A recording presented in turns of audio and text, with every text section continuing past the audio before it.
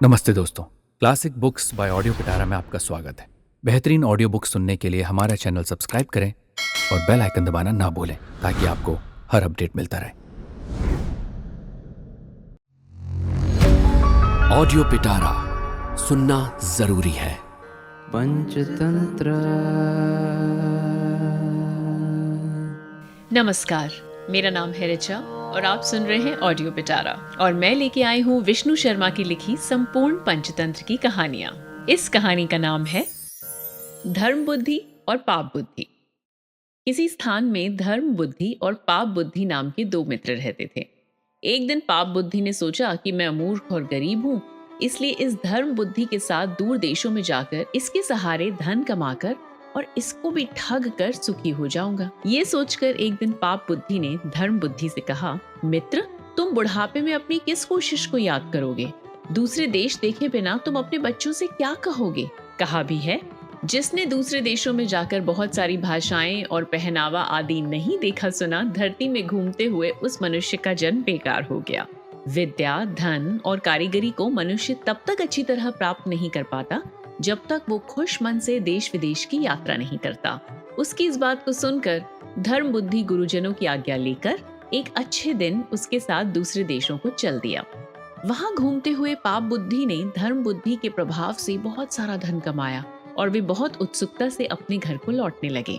कहा भी है, विद्या, धन और कारीगरी प्राप्त करके विदेशों में निवास करने वालों को धरती की एक कोस की दूरी भी 100 योजन के समान लंबी लगती है। अपने घर के पास पहुंचने पर पाप बुद्धि ने धर्म बुद्धि से कहा, भद्र, ये सारा धन घर ले जाना उचित नहीं होगा क्योंकि रिश्तेदार और बंधु उसे मांगने लगेंगे। इसलिए इसमें से कुछ धन लेकर घर को चलें और शेष धन इसी गहन जंगल में कहीं धरती में गाड़ देते हैं। फिर जरूरत होने पर इसमें से उतना ही धन हम आपस में मिलकर इस जगह से ले जाएंगे। कहा भी है, बुद्धिमान मनुष्य को अपना थोड़ा धन भी किसी को नहीं दिखाना चाहिए क्योंकि उसके देखने से मुनियों का मन भी चलायमान हो जाता है। और जैसे मांस को पानी में मछलियां, पृथ्वी में सिंह आदि हिंसक जीव और आकाश में पक्षी खा जाते हैं, इसी प्रकार धनवान हर जगह खाया जाता है। उसकी बात सुनकर धर्म बुद्धि कहने लगा, भद्र, ऐसा ही करो। ऐसा करके वे दोनों अपने घर जाकर सुख से रहने लगे। तब एक दिन पाप बुद्धि आधी रात में जंगल की ओर गया और सारा धन लेकर तथा गड्ढे को पूरा भर के अपने घर चला आया। वो दूसरे दिन धर्म बुद्धि से मिलकर बोला, मित्र, हमारा बहुत बड़ा परिवार है, इसलिए धन के अभाव के कारण सब दुखी रहते हैं, इसलिए चलकर उस जगह से कुछ धन ले आते हैं। वो बोला, भद्र, ऐसा ही करते हैं। दोनों ने जाकर जब उस स्थान को खोदा तो वहां धन का बर्तन खाली पाया। तब पाप बुद्धि सिर पीटता हुआ बोला, ओ धर्म बुद्धि, तुमने ही ये धन चुराया है, किसी और ने नहीं। धन लेकर तुमने ही गड्ढा भर दिया है, इसलिए इसका आधा मुझे दे दो, नहीं तो मैं राज दरबार में नालिश करूंगा। धर्म बुद्धि बोला, ओ दुरात्मन, ऐसा मत कहो, मैं धर्म बुद्धि हूँ, इसलिए मैं चोरी नहीं करता। कहा भी है, धर्म बुद्धि लोग पराई स्त्री को माँ के समान, पराये धन को मिट्टी के समान और सब प्राणियों को अपने समान देखते हैं। इस प्रकार वे दोनों झगड़ते हुए न्यायालय में धर्माधिकारी के पास गए और आपस में एक दूसरे को गलत बताते हुए अपनी अपनी कहने लगे। धर्माधिकारी द्वारा नियुक्त पुरुषों ने उन्हें जब शपथ लेने के लिए कहा, तब पाप बुद्धि बोला, अहो, ये ठीक न्याय नहीं हुआ।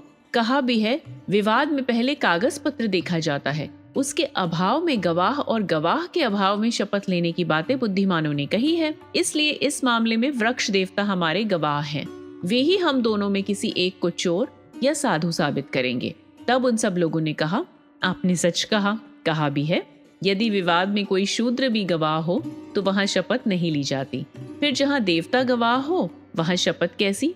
हमको भी इस बारे में बहुत उत्सुकता है। सुबह तुम दोनों को हमारे साथ उस जंगल में चलना चाहिए।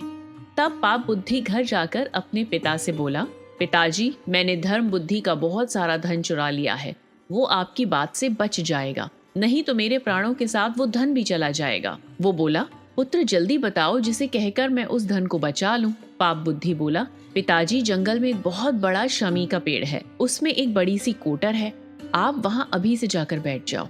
सवेरे जब मैं सच बात कहने को कहूँ तब आप कह देना कि धर्म बुद्धि चोर है। योजना के अनुसार सवेरे स्नान करके पाप बुद्धि धर्म बुद्धि को आगे किए धर्माधिकारियों के साथ उस शमी के पेड़ के पास जाकर ऊंचे स्वर से बोला, सूर्य, चंद्रमा, वायु, आग, स्वर्ग, जल, हृदय, यम, दिन रात दोनों संध्याएं और धर्म मनुष्य के सब कर्म जानते हैं। वन देवता, हम दोनों में से जो भी चोर हो वो आप बता दीजिए। तब पाप बुद्धि का पिता शमी के कोटर में से बोला, अच्छा सुनो, ये धन धर्म बुद्धि ने चुराया है। ये सुनकर विराट पुरुष आश्चर्य से खुली आंख वाले धर्म बुद्धि को धन चुराने के लिए उचित दंड देने के लिए शास्त्र की दृष्टि से विचार करने लगे। तब तक धर्म बुद्धि ने उस पेड़ के कोटर को घास फूस से ढककर आग लगा दिया। उस कोटर के जलने पर आधे जले शरीर तथा फूटी आंख वाला पाप बुद्धि का पिता करुण स्वर से चिल्लाता हुआ बाहर निकला। सबने पूछा, अरे ये क्या? तब वो पाप बुद्धि की सारी बात को बताकर मर गया। तब वे राजपुरुष पाप बुद्धि को उसी शमी की पेड़ की शाखा में बांधकर धर्म बुद्धि की प्रशंसा करते हुए बोले, अहो सच ही कहा है, बुद्धिमान को उपाय की चिंता करने के साथ अपाय की भी चिंता करनी चाहिए, क्योंकि एक मूर्ख बगुले के देखते देखते नेवले ने उसके बच्चे ही खा लिए थे। धर्म बुद्धि बोला, ये कैसे? राजपुरुष कहने लगे, कहानी नंबर 20 का वक्त हो गया। मूर्ख बगुला और केकड़ा है।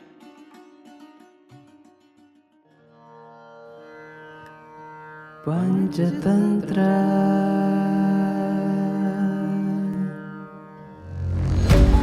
ऑडियो पिटारा सुनना जरूरी है। दोस्तों, आपको ये कहानी कैसी लगी हमें ज़रूर बताइएगा। लाइक और कमेंट कीजिए और अपने दोस्तों के साथ ये कहानी ज़रूर शेयर कीजिए। Thank you so much.